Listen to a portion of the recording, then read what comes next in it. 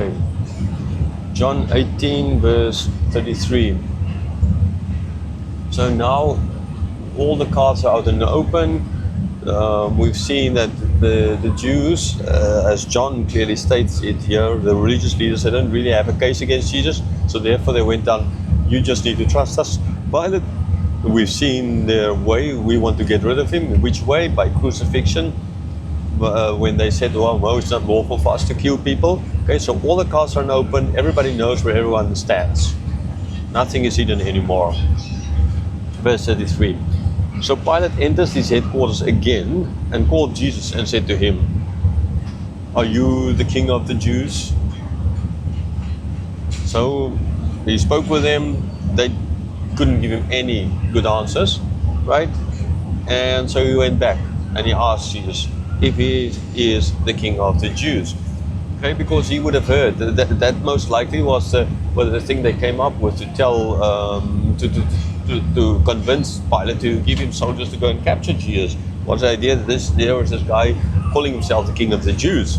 Okay, so now Pilate comes and he asks Jesus that. Verse 34. Jesus answered, do you say this of your own accord, or did others say to you about me? So again, the normal Hebrew thing is, is this coming from yourself or no, a counter question? In other words, sorry, it's not a question, a counter question. So are you saying this on your own, or is it because others told you? So is it by hearsay what others said, or what is? So he was trying to get to Pilate to get Pilate to think about what is his point of view, right? What does he think ultimately about Jesus? Not what others tell him about Jesus, but what does he think of Jesus? And that's actually a very important point. Is in discussions with people now, yes, sure. I truly believe that it's only with the work of the Holy Spirit giving a person a new heart that you can be born again. You can't be convinced into heaven. Okay, but that does not imply that we can use logic or convincing to try and evangelize people.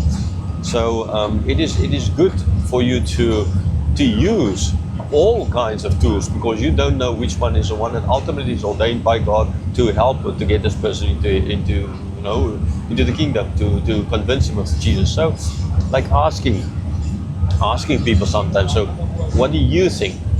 Okay, like the stories when I remember back in 1994, we were teaching the Bible to some kids, and I know they were kind of really into worshipping the forefathers and angels and things like that.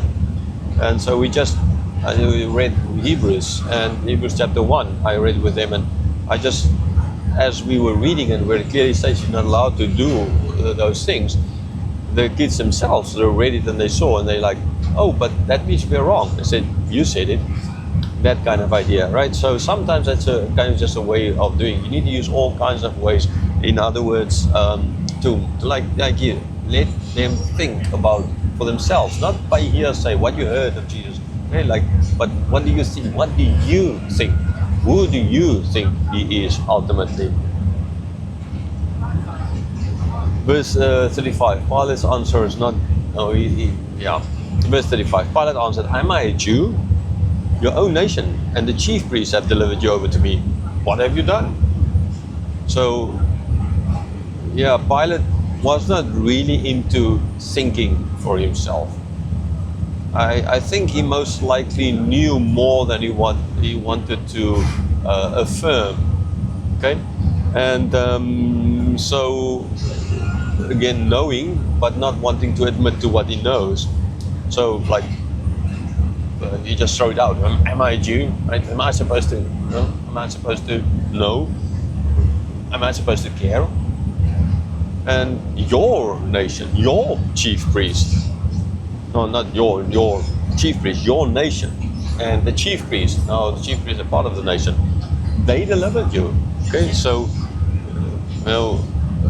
if you are the king of the Jews, they brought me. Then explain this kind of. It does not really make a lot of sense. If you claim to be, if people say you are the king of the Jews, and they brought their own king to me to be crucified. Now, What have you done? Therefore, to deserve this. Okay, there must be more. What have you done?